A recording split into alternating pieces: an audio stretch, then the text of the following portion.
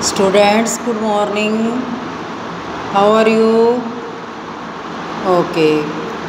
Yes, students, आज हम हिंदी परिवेश का लेसन 4 रीड करेंगे। ये एक कविता है। कविता का सबसे पहले हमें तो नाम क्या है कविता का? हमसे सब कहते। इसमें छोटे बच्चे हैं, वो अपने मन की बात को कह रहे हैं। वो अपने मन की बात को कह रहे हैं। जैसे छोटा बच्चा होता है, अगर घर में कोई घर के अंदर खेलता है तो मम्मी उसको डांट देती है कि जाओ बाहर खेलो। पापा भी डांटते हैं, मम्मी भी कहती है कि खिलौने इधर उधर मत फैलाओ। और बड़े भैया अगर पढ़ रहे हैं तो वो भी मना करते हैं कि मेरे कमरे में मत आओ, मुझे डिस्टर्ब मत करो। ठीक है बेटा। तो इसमें छोटे बच्चे हैं, अपने मन की बात को कह रहे हैं। वो हमें क्या करते हैं, उलाहना दे रहे हैं कि सभी हमें क्यों डांटते हैं। ठीक है। आज मैं आपको इस कविता के बारे में डिटेल में बताऊंगी। ठीक है, ये समझाऊंगी। और इस कविता के देखो लास्ट में जहाँ पर कविता ख़त्म हो रही है उसमें कवि का नाम दे रखा है, निरंकार देव सेवक। कवि का नाम क्या है? निरंकार देव सेवक। मतलब जो कविता को लिखता है वो कवि है, और जो कोई लेख लिखता है, पाठ लिखता है, उसको हम क्या बोलते हैं? लेखक। ठीक है बेटा। चलो अब हम कविता को एक्सप्लेन करेंगे। मैं उसको आपका सबसे पहले ये देखो, ऊपर पाठ का उद्देश्य दे रखा है। पाठ के उद्देश्य क्या है? मानव एवं प्रकृति को समझना का स्वभाव, कि मनुष्य का नेचर कैसा है और प्रकृति का नेचर कैसा है, इसके बारे में हमें पता लगेगा।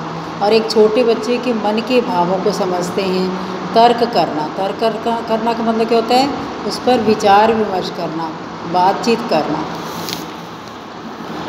नहीं, और छोटा बच्चा कह रहा है, नहीं सूर्य से कहता कोई, कि सूरज से कोई भी यह नहीं कहता धूप यहाँ पर मत फैलाओ, कि यहाँ पर अपनी धूप को मत फैलाओ। कि अपनी धूप को, हमें बहुत गर्मी लग रही है या तुम यहाँ से चले जाओ, ऐसा कुछ भी हम सूरज को नहीं कहते। सूरज ने अगर अपनी धूप फैलानी है तो वो फैलाएगा। गर्मी में अगर सूरज तेज़ तपेगा तब भी हम कुछ नहीं कर सकते, और अगर सर्दियों में सूरज नहीं निकलता तो भी हम सूरज को कुछ भी नहीं कह सकते। कोई नहीं चाँद से कहता उठा चांदनी को ले जाओ, और ना ही कोई चाँद से कहता है कि तुम अपनी चांदनी को दूर करो। हम जैसे बाहर आंगन में सो रहे हैं और हमें चाँद की रोशनी अच्छी नहीं लग रही, परंतु हम फिर भी चाँद को यह नहीं कह सकते कि तुम अपनी चांदनी को हटा लो, क्योंकि चाँद भी क्या है? एक नेचुरल थिंग है। नेचुरल है तो वो तो अपना काम करेगा ही। कोई नहीं हवा से कहता खबरदार जो अंदर आए, और ना ही कोई हवा से कहता है जब बहुत तेज़ आंधी चलती है, हम उसको नहीं कह पाते कि तुम इतनी तेज़ क्यों चल रही हो, हमारे अंदर सारे धूल आ रही है। ऐसा हम किसी हवा को भी मना नहीं कर सकते। बादल से कहता कब कोई क्यों जलधार यहाँ बरसाए, हम बादलों से भी यह नहीं कह सकते कि तुम यहाँ पर क्यों बरस रहे हो। ना तो हम सूर्य को मना कर सकते हैं, ना हम चाँद को मना कर सकते हैं। छोटा बच्चा कह रहा है, ना तो कोई सूर्य से कहता है कुछ कहता है, ना ही कोई चाँद से कुछ कहता है, ना ही हवा से कोई कुछ कहता है भाई तुम अंदर क्यों आ रही हो, और ना ही कोई बादलों से कहता है कि तुम क्यों बरस रहे हो। अब छोटा बच्चा फिर क्या आगे देखो क्या कह रहा है, फिर क्यों हमसे कहते भैया यहाँ ना आओ भाग जाओ। कहते फिर भैया जो है, बड़े भैया हैं, वो यह हमें क्यों कहते हैं कि तुम मेरे कमरे में मत आओ, यहाँ से भाग जाओ।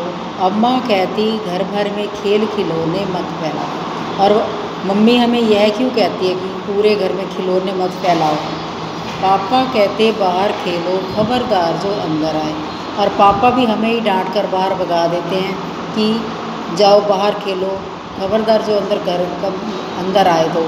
हम पर ही सब का बस चलता चौचा एवं डांट, कहते सभी का हम पर ही जोर चलता है, जिसका भी मन करता है वो ही हमें डांट लगा देते हैं, परंतु कोई और किसी को कोई भी कुछ नहीं कहता, सभी हमें ही डांटते हैं। तो देखो बेटा ये मैंने आपको कविता एक्सप्लेन कर दी है। आप इसको रीड करोगे अच्छे से एक्सप्लेन करके, और अपनी मम्मी को रीड करके सुनाओगे। आज आपकी इसी की लाइव क्लासेस भी होंगी। आज मैंने सुबह लाइव क्लास में भी यही चैप्टर समझाया है। आई होप आपको अच्छे से समझ आ गया होगा। ओके बेटा, बाय, स्टे होम।